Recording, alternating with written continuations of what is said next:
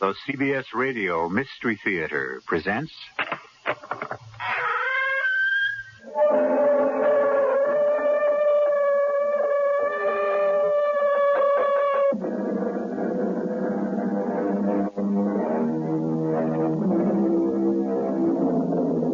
Come in. Welcome. I'm E.G. Marshall. A trip to the dictionary will reveal the fact that the word miracle comes from a Latin word meaning something wonderful. A miracle, as we all know, is a departure from the usual course of nature. Something happens that in our customary day-to-day living couldn't possibly happen. Yet, in some strange way that most of us can't explain, it does happen. And when it does, it is indeed something to wonder at. George, what have you done? I don't know, but I can't keep it up much longer.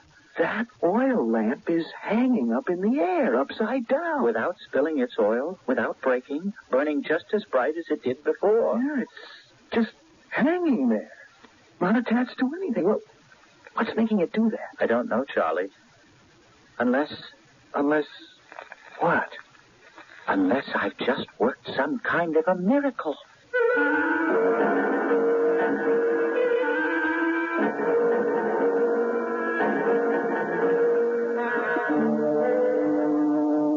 Our mystery drama, The Man Who Could Work Miracles, was adapted from the H.G. Wells classic story, especially for the Mystery Theater, by Arnold Moss. It stars William Redfield. It is sponsored in part by Contact, the 12-hour allergy capsule, and True Value hardware stores. I'll be back shortly with Act One.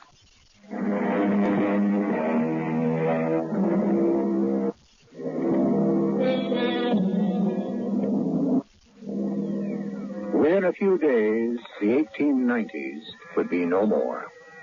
The U.S. was once again at peace. The Spanish-American War was over. Colonel Teddy Roosevelt's Rough Riders had discarded their colorful uniforms and, like everyone else, would soon be welcoming the promise of the first sparkling new year of the 20th century. Mike Brannigan's Saloon is one of the few reputable oases in lower New York City, right off the notorious Bowery. It is early evening, and two men, George McWhirter, a bookkeeper at a local bank, and his close friend Charlie Dempsey, a motorman for the Third Avenue trolley system, are seated at Mike's bar, busily engaged in their second most favorite pastime, the match game. Which one do you pick this time, Charlie? Now, hold your arm out straight, George, so I can see what I'm doing. Like this? Like that. Let's see now. Of the three matches you're holding in your closed fist, which is the short one of the three? I pick this one. Here, on my left. Open your hand, George. You lose again, pal? No. It's the one in the middle. That's 11 straight in a row you've lost at 2 cents a game. Hey, Mike, 2 more beers. And Charlie's paying, as usual. I just can't figure out how you do it. Oh, no trick. Just concentration. Concentration? On what? You just have to have enough of the will to win. I concentrate on your picking the wrong match. You pick the wrong match, and I win. Mm-hmm. Simple as that. Could anything be simpler? Yeah, but you almost never lose. It's like you have some kind of magical power. Oh, that's just so much nonsense, and you know it. I'm beginning to wonder. It may just be possible. It's a matter of mind over matter. My mind. And I'm sorry to say there's nothing magical about that, Charlie. If there were, I might be chief teller at the bank instead of second assistant bookkeeper. What's more, Minnie, my wife, wouldn't be bothering me every minute to ask for a raise. Yeah, you may have something there. Drink your beer. To your good health, Charlie. And to Teddy Roosevelt's good health. And that will do. George, what you do with a match game, it's really out of this world. It's almost like some kind of miracle. Miracle, indeed. Charlie, what exactly is your understanding of a miracle? Well, I don't know. A miracle is something that, it's like... No, there is no such thing as a miracle, Charlie. A miracle is something that goes against the course of nature. What would seem to be happening isn't really happening at all. What seems to be happening is all a question of willpower, nothing else. You follow me? I'm doing my best. Well, let me show you what I mean. Now, take this oil lamp burning right here over our heads. What about it? Well, that lamp, in the natural course of events, couldn't possibly burn like that if it were suddenly to find itself hanging upside down. Now, could it, Charlie? Well, no. The glass chimney would slip off and break, and the kerosene oil would spill out and pour all over us. Absolutely right. Now, if someone were to come along, say me, for instance, and stand right about here, just where I'm standing, and say to that lamp, "Lamp, when I say so, you just turn upside down and hang there in the air." You with me, Charlie? I'm following every word. Hang there in the air without spilling the oil, without breaking, burning just as bright as before. What do you think would happen? Well, nothing. Nothing would happen, but that doesn't prove... You're right. Absolutely nothing would happen, and now I'm going to prove it to you. Now, be quiet, Charlie. I am about to concentrate on that lamp, just as I do in the match game, with every ounce of my willpower. And still, nothing will happen. It's impossible. Right? I'm watching. All right. Lamp, turn upside down. George, look at it. What on earth have you done? Oh, the lamp. It's turned upside down, right in its place, and it's burning just as bright as before. I can't believe it. Neither can I. And I am concentrating with all my might. That's what's doing it. Concentration, my foot. Charlie, you are performing a miracle. I don't think I can keep this up any longer. I can see that. Your eyes are about to pop right out of your head. But I have to let go. I can't concentrate any longer. It's wearing me out. And the lamp is still up there, burning as bright as ever, upside down. I'm sorry. I just didn't have the strength of will to keep it up any longer. Oh, George, are you all right? I'm fine. I'm a little weak, Charlie, but fine. I think I want to go home. I want to tell Minnie what happened. She'll never believe me when I tell her. Another cup of coffee, George? No, thank you, Minnie. Oh, you hardly touched your dinner. Well, I wasn't very hungry. Well, if you don't mind me saying so, George, you look terrible. Your face is still flushed, your eyes bloodshot. I know. You want to talk about it? Well, what more is there to say? The lamp kept hanging there, upside down in space. Well, maybe there was something wrong with the wick. No, it fell because I got tired from all that concentrating. Oh, but that doesn't prove anything. It goes to prove that... Minnie, will you bring me one of my Christmas cigars, please? Might I ask how many beers you and Charlie had before this thing happened? Here's your cigar. Well, Charlie was right there. He saw it, too. Well, that's what I mean. Do you suppose you could do it again? Make a lamp burn upside down? Wasn't once enough? Can I have a match? Well, just to find out whether or not you... Oh, George, I forgot.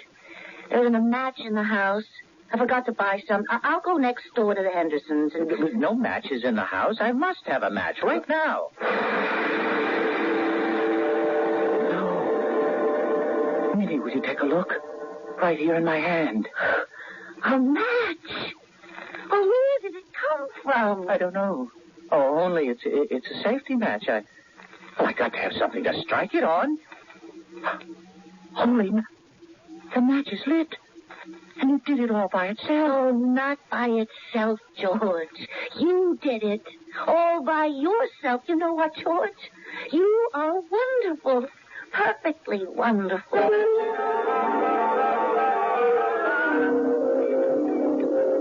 Oh, what a beautiful dinner, George.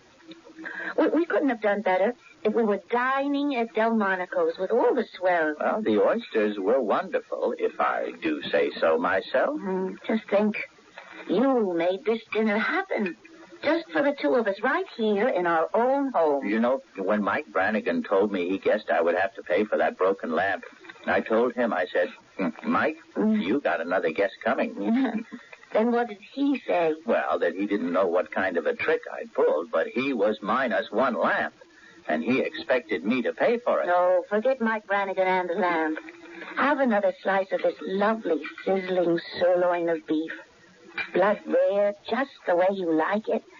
Here, let me pour the water into the glasses. Why are we drinking water with a dinner like this? This calls for one of those fine imported French wines. How about champagne? Champagne, of course. Champagne it is. And there we are. An oversized bottle, too. All open and ready to pour. 1893. Delicious. Some for you, madame? Oh, it's heaven. Well, maybe we can have some tomorrow night, too. After all, it'll be New Year's Eve. Well, why not? Oh, Minnie, I didn't tell you. This morning at the bank, I called a pair of gold and diamond cufflinks into existence. You did? Can I see them? Well, then Mr. Gumshot, the head bookkeeper, came by, snooping as always, and so I quickly willed the cufflinks out of existence. Oh. Al Gumshot would have noticed them and, asked questions. Oh, pity. Well, still, think of all the nice new things we can have now. Just for the asking, as it were, new clothes, maybe a new place to live. This little wart removed from my nose without surgery. Well, we have to move slowly, Minnie. We don't want anybody to get suspicious. Nobody except the two of us must know about this. The two of us. And Charlie. You expecting anyone, George? No. Who is it? John Crawford of Crawford and Fish, attorneys at law. Mr. McWhirter? George McWhirter? Yes. What can I do for you? You are familiar with our client, Michael Brannigan of Brannigan Saloon? Mike Brannigan, of course. My firm represents Mr. Brannigan in legal matters. Well, what do you have to do with us? Well, last Thursday at about 6 p.m., were you on the premises of Michael Brannigan Saloon? Well, my friend Dempsey and I may have been having a couple of beers. In the course of your visit to Mr. Brannigan's establishment, were you involved in any occurrence that might be considered unusual? Don't answer him, George. This is my wife, Mr. Crawford. Wait a minute. What do you mean unusual? Well, like you're causing in some strange way that no one seems capable of explaining. Causing a lamp that hangs over the bar, a rather expensive lamp, to be turned upside down, and in spite of that, it continued to burn. Are you asking me or telling me? Careful, George. Well, the pert is that in some way you caused the lamp eventually to drop to the floor. It was shattered into 100 pieces. Mr. Brannigan estimates the replacement cost of that lamp at a minimum of $37.50. Now, look, if either you or Brannigan thinks for one moment that I intend to replace that lamp... Or pay $37.50. Exactly, Mrs. McWhirter. Then you both got another think coming. Do you deny that you had anything to do with the lamps falling and breaking? I wish you a very good evening, Mr. Crawford. Careful you don't fall down the stairs. Well, if that is your attitude, Mr. McWhirter, I shall look forward to seeing you in court. You will never see me in any court, Mr. Crawford. I'll see you in hell first. George! What happened? Where is Mr. Crawford? Oh, he vanished. Just like that. 1 minute he was here, and the next, nothing. Just air. Remember the last thing you said to us? Certainly. Before he got to see me in any court on account of Brannigan's lamp, I said that I would first see him in heaven. Minnie. Do you suppose... Oh, I wouldn't know. You're the miracle worker, George. Not me.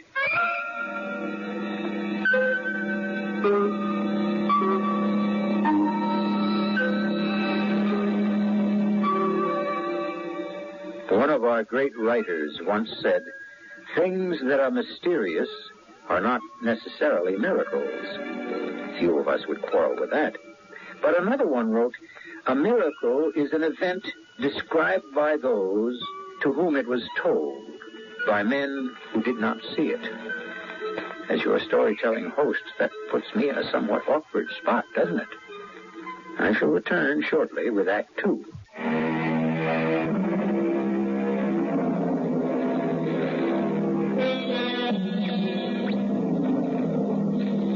Whatever the subject, you can be sure that William Shakespeare had something to say about it. Miracles? In one of his plays, her English captors accused Joan of Arc of using evil and vicious devices to work what she calls miracles. She answers, "To work exceeding miracles on earth, I never had to do with wicked spirits." And it is this very thought, that his miraculous powers may in some way be tainted with evil, that is now on the mind of George McWhirter. George, this is certainly a crazy way to spend a cold, chilly Sunday morning, sitting out here in all this fog. Oh, the fog will lift, Charlie, sooner or later. It just helps to take my mind off things. George, you're taking all this much too seriously. Charlie, you don't realize last night I sent a man to hell. To hell, Charlie. Well, good riddance from what you told me about him. Charlie, I don't have the right to do that. But you do have the power. You're the man who can... Don't say it, Charlie. Things are moving a little too fast for me. I'm not very happy about the whole thing. Hey, I got an idea. What? Why can't you use your willpower, if you feel that bad about it, to bring this Crawford character back from wherever you think you sent him? Oh, Charlie, I tried. I concentrated everything. No good? Yeah, that's why I'm down in the dumps. Nothing happened. Here, look at this morning's headlines. New York attorney missing. Mysterious disappearance. John Crawford of the legal firm of Crawford and Fish. Hey, wait just 1 minute. Now, I may not have the answer, but I just thought of someone who might. Who? Mr. Howell. Well, who's that? Francis Chatterton Howell, the famous minister of that church on the Bowery. Everybody knows him. Well, what could he do? Well, he's a very bright man. You can never tell. Something like miracles might just be right up his alley. Are you comfortable, Mr. McWhirter? Warm enough? This chapel does get a bit drafty at times. Oh, I'm just fine, Reverend Howell. Just fine, thank you. Now, exactly what, Mr. McWhirter, seems to be your problem? Well, you won't believe me when I tell you. Look, would you believe, Reverend Howell, that an ordinary, common person, take me, for instance, sitting right here in your chapel, could have some kind of funny twist inside him that made him able to do things just by his own willpower? Oh, indeed I would. Things that nobody else could do? The individual man is the end of the universe. As the poet Walt Whitman said, I celebrate myself and sing myself. And what I assume... No, I don't think you quite understand, Reverend. Maybe I could show you. Show me? If you'll allow me to make free with something in this room by way of sort of an experiment. Well, help yourself. All right. Now, take this tobacco jar on the table, for instance. Oh, that's quite interesting, isn't it? It's a gift from a devoted parishioner. Please keep your eye on it, sir. Tobacco jar, be a bowl of violets. What lovely violets. But I don't understand. How did you do that? Are you some sort of professional magician? What's the trick? There's no trick. Now watch this one. Bowl of violets, change into a glass fish bowl with goldfish swimming in it. Go. That is amazing. Absolutely extraordinary. Is this how you make your living, Mr. McWhirter? Oh, no. No, I'm a bookkeeper by profession. Do you suppose you could turn this fish bowl back into what it was? My tobacco jar? Be a tobacco jar. Oh, thank you. May I ask what your fee would be for an evening? You still don't understand, Reverend, what you have just seen. Yes. That is part of my problem. What? I can't explain it. But you've just seen it for yourself. Those were miracles. Miracles? Yes. I can get just about everything I wish for if I wish hard enough. With just a few exceptions. You mean what I've been witnessing is not a skillful exhibition of legerdemain, of sleight of hand, of magic? Reverend Howell, it all began with an oil lamp at Mike Brannigan's saloon. And now my biggest problem is that I wished a young fellow into hell. Name's John Crawford. You did what? Into hell. I wasn't really thinking, a slip of the tongue more than anything else. And no sooner were the words out of my mouth than he just disappeared. I tried to get him back, but my powers seem to be limited. They don't go quite that far. Oh, I need your help, Reverend. It's on my conscience. Oh, this is truly amazing. If what you say is so, and I have no plausible reason to doubt you, well, after what I've seen you do, there's no question you have a gift. A very rare gift indeed. Well, I wouldn't know about that, Reverend. I don't think you have anything to worry about. How's that? Well, there's not the slightest touch of criminality to what you've done to this Mr. Crawford. So, if you don't mind, I would like to leave the difficulties of Crawford, just for the time being, and concentrate on the possibilities of somewhat larger issues. I don't follow you, Reverend. Well, suppose there were a way to rescue dozens, nay, hundreds of poor, condemned souls from the hell in which they dwell. Now, wouldn't that, in a way, make up for the one man whom you say you have already put there, and for whom apparently there seems to be no return? I wouldn't know. But then, why don't we try to find out? How? Put on your hat and coat. Well, where are we going, Reverend Howell? Right down the street to the Bowery, Mr. McWhirter, to meet some of my neighbors.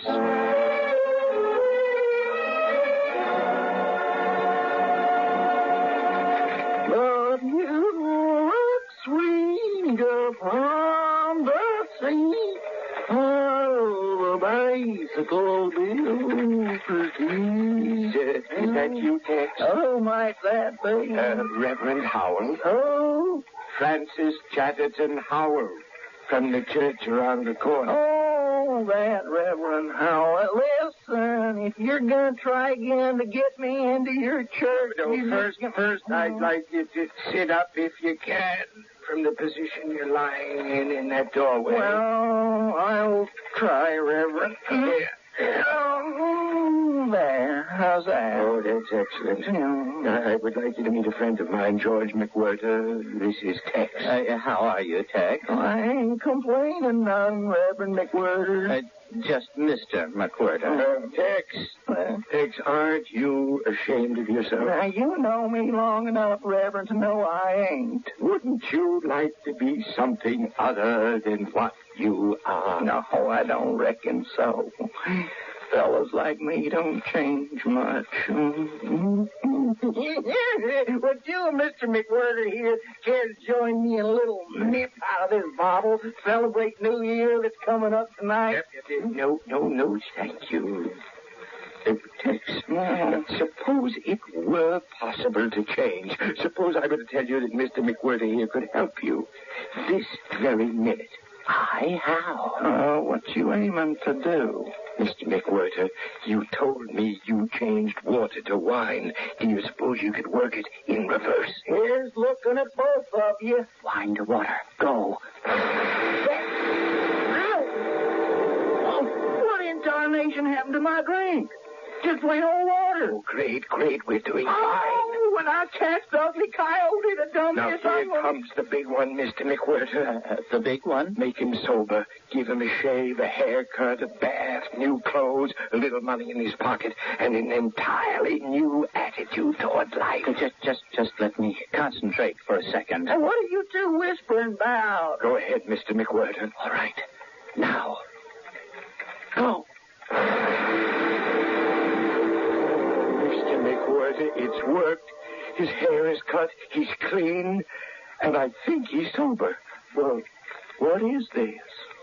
I can't figure what's happened. What am I doing sitting here on the sidewalk in these new store clothes? Reverend Howell? Yes, thanks. What time do services at your church begin? In half an hour. Well, if you gentlemen will excuse me, I'm going to mosey across the street and have myself a bit of breakfast. I'll see you in church, Reverend. Oh, we have done it, Mr. McWhirter. We've done it. Now, doesn't this make up a little for what happened to you, Mr. Crawford? Well, I must say I don't feel quite so bad about Crawford after this. Just think of where we can go from here. The possibilities are endless. Endless? With your help, every lost soul in the world can be redeemed. You can spread joy, goodness, happiness all over the face of the globe. Now, slow down a minute, Reverend. You're going a little too fast for me. In fact, everything's going a little too fast. I just can't keep up. We can start the first thing tomorrow morning. On New Year's Day? So soon? Tomorrow is the beginning of a new century, the 20th. Imagine what better way to start it. Reverend Howell, you'll have to excuse me. I've got to get home to my wife. I have the feeling I'm going to celebrate the new year like it's never been celebrated before.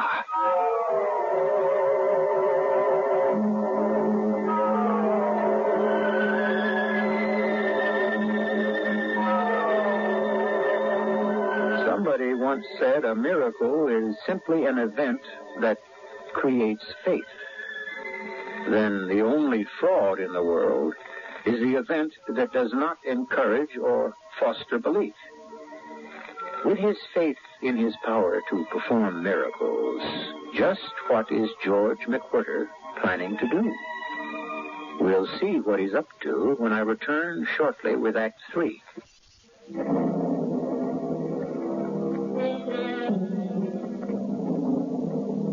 In one of his plays, Shakespeare has a character say, "That man has done a miracle today." A second character responds, "True, he's made the lame to leap and fly away." To which a third answers, "But you have done more miracles than I. You made in a day, my lord, whole towns to fly." If George McWhirter had read those words, but I'm getting a little ahead of myself. At the moment, George, with his wife and best friend Charlie, are about to ring in the new year. Happy New Year, George. Happy New Year, Charlie. Well, you're a little early, Minnie. It's only 10 to 12. What's the difference? Let's drink this wonderful champagne you wished for us, George. The 1900. Happy new century to both of you. Oh, well, thank you, Charlie. But, you know, I just can't face the idea of a 20th century. Or a century, George, if there ever was one. You still worrying about that Crawford fellow? Forget him. He meant you no good anyway. Drink your champagne. But you don't understand, either of you. It's not only Crawford. I just can't keep up with all that's happening. Everything's going too fast. This new power I have, it scares me. You know what you mean. Well, have another glass of champagne, George. Thanks. I just may need it. Cheer up. According to my watch, we only got about 8 minutes to midnight and the 20th century. Let's think about a happy new year. You want to know something? I couldn't care less if I see this century or not. George, what are you saying? You see that full moon out the window there? Yes. It's beautiful. It reminds me of a story that used to fascinate me when I was a kid in Sunday school. Remember the story of Joshua in the Bible? Can't say I do. Well, Joshua made the sun stand still right in the middle of the heavens, and the moon, too. And for a whole day and a whole night, they both just hung in the sky without moving. I think you're trying to tell us something, George. Well, what I'm trying to say is, suppose I was to try to do the same kind of thing. You mean make the sun stop? And the moon? Better than that. Suppose I was to stop the whole world from turning around. You mean stop the Earth from rotating? Well, whatever you call it, what would happen? Wouldn't everything stop moving so fast? Wouldn't time stop? Well, just might. How would I know? And we could stay right here in the 19th century, and I wouldn't have to be bothered with a lot of new things I don't like. George, we only got a few minutes to go. Well, I wouldn't be doing anybody any harm, would I? If I stopped the world from turning around? Oh, it's a pretty large order, George. Less than 1 minute till midnight. Well, here goes. World, I want you to stop... what was that word, Minnie? Rotating. George, are you sure? World, stop rotating this very minute. Hold on to everything, both of you. I don't quite know what I've done, but whatever it is, it's bigger than all of us. What happened? What did I do? I'm flying head over heels like a bullet out of a gun, flying through space. I can't catch my breath. Everything's so black, and everything's whirling about me like a mile a minute. Pieces of broken furniture, parts of houses crashing all around me, branches of trees. Ah! Where's Minnie and Charlie? Oh, good Lord! What on earth have I done? Minnie, Charlie, where are you? What have I done? Wait a minute. What am I worrying about? I forgot. I can do anything I want. Concentrate, George. Concentrate. I want to come down into some quiet place, somewhere safe and sound. Whatever else happens, I want to get down. And I want Minnie and Charlie to be with me wherever they are.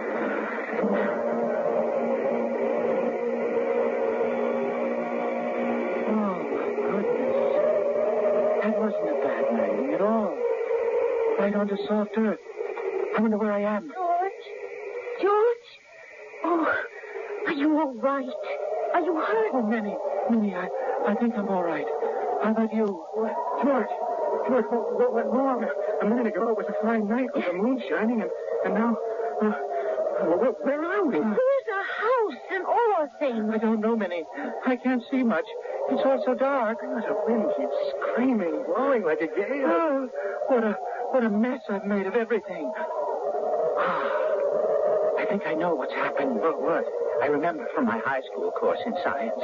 The Earth spins around in space at about 1,000 miles an hour. At the equator... George, what's that got to do with us? In New York, it's about half that, about 500 miles an hour. So that's something like 8 miles a minute. And when I stop the Earth from rotating? Oh, yes, rotating. Charlie, it was just like you were on your streetcar, don't you see? And suddenly you jammed on the brakes for some reason, and all the passengers would get thrown forward, wouldn't they? No, wait. You mean when you, so to speak, jammed the brakes on the Earth and made it stop turning? Everything that was sitting on top of the Earth got thrown forward? Everybody shoved right out into space. And that's where I think we are now. With everything in the world smashed to bits. What's more, probably everybody. George, do you realize what you've done? Oh, I know, Minnie. I know. George, there is no world. You just destroyed the whole thing. I know. And we may be the only 3 human beings left in the entire universe.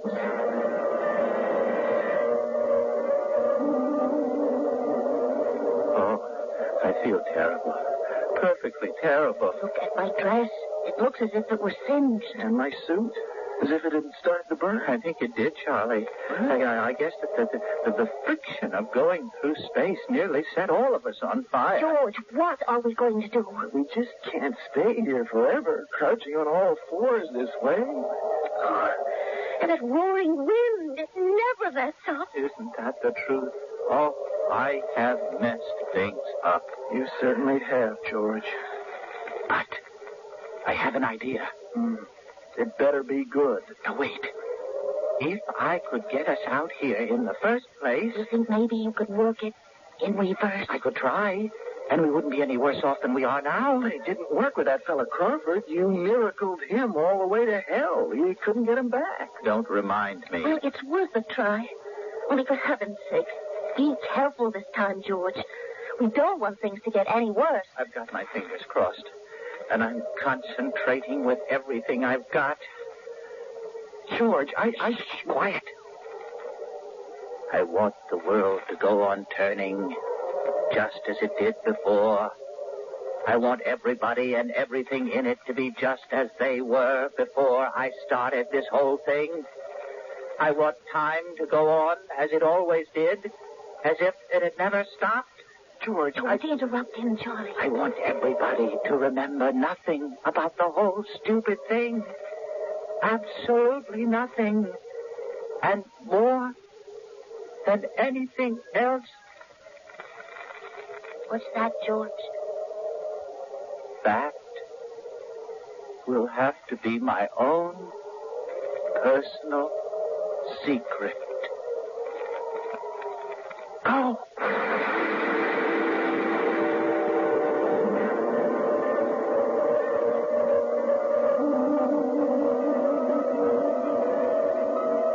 Well, only 4 o'clock, and look how dark it is already.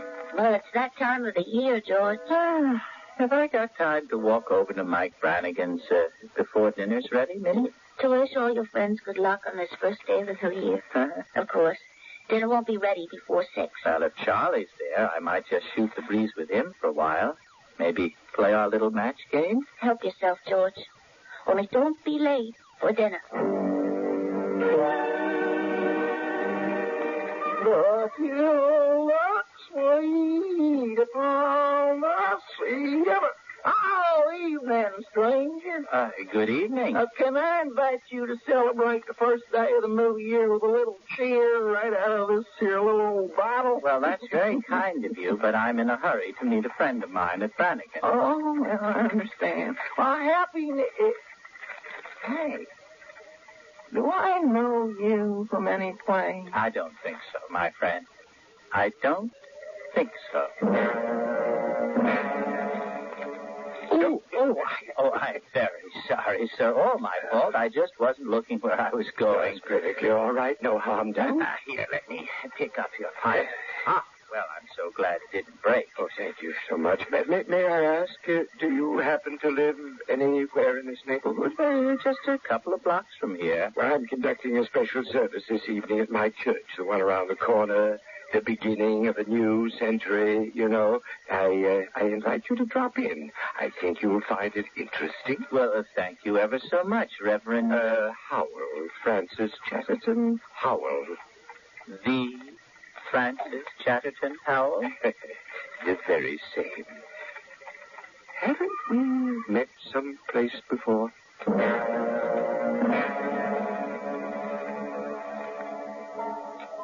Sorry, Charlie, you lose again. It's the match in the middle. Oh.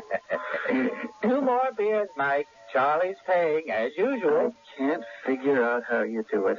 It's almost like some kind of miracle. Miracle? There's no such thing. Look, Charlie, if someone was to come along, say me, for instance, stand right about here, and tell you he could make that oil lamp up there turn upside down, and that it would go on burning without any kind of an accident, what would you say? Well, that nothing would happen. And just to prove that to you, watch this now. Lamp, turn upside down. There. You see? Nothing. Which proves what? Oh, George. Yes? That red-faced fellow coming toward us, you know him? I never saw him before in my life. And may I have the pleasure of buying you 2 gentlemen a drink in the spirit of the new year? Well, thank you. That's very kind of you. Well, much obliged, I'm sure. I see you're drinking beer. A couple of beers, bartender. Cold weather up here is quite a change from where I've just come from. Where, might I ask, was that? A long way from here. It must have been way down south someplace with that sunburn you got. Well, that's not really a sunburn. No? Now, where I've been, I guess you might call it way, way, way down south. I don't think I quite caught your name. Where's Crawford? John Crawford, of the law firm of Crawford, and Fish. We handle most of Mike Brannigan's legal work. Oh, is that so? Well, now, if you'll excuse me, gentlemen, I'll have to be running along. We've never met before, have we? I don't think so, but thank you for the drink. My pleasure. And a Happy New Year to you. Nice fellow. George, I'd like to ask you a question. Yes? Before this Crawford came by, we were talking about miracles, and you said there was no such thing, right? Right. Now, just suppose, for argument's sake, that you had the power to work a miracle. Charlie, if I ever did have such a power, I still wouldn't be able to work any miracles. Why is that? Because if I ever had such a power, the first thing I'd do would be to pass a miracle taking away from me the power to work any more miracles. You would, George? I did, Charlie.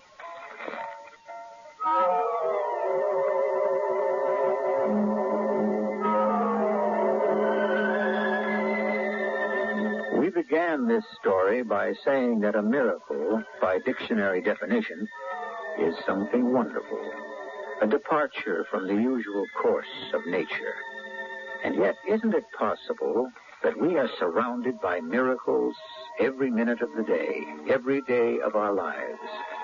Not George McWhirter's kind of miracle, but wonders that are a part of nature, like the rising of the sun, the growth of a blade of grass, the first steps taken by a child.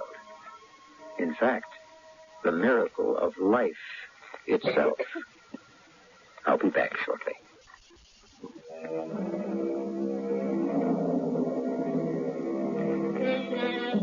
More than 75 years ago, H.G. Wells became the father of modern science fiction by writing a brilliant succession of short stories and novels dealing with such subjects as a man who could make the world stop turning. Since then, more than a few of us who have found life on this planet somewhat less than satisfactory have at one time or another said, "Stop the world. I want to get off." Next time you're tempted, think twice. For all you know, you may have the gift of working miracles. Our cast included William Redfield, Marion Haley, Russell Horton, and Arnold Moss. The entire production was under the direction of Hyman Brown. Radio Mystery Theater was sponsored in part by Buick Motor Division. This is E.G. Marshall inviting you to return to our Mystery Theater for another adventure in the macabre. Until next time, pleasant dreams.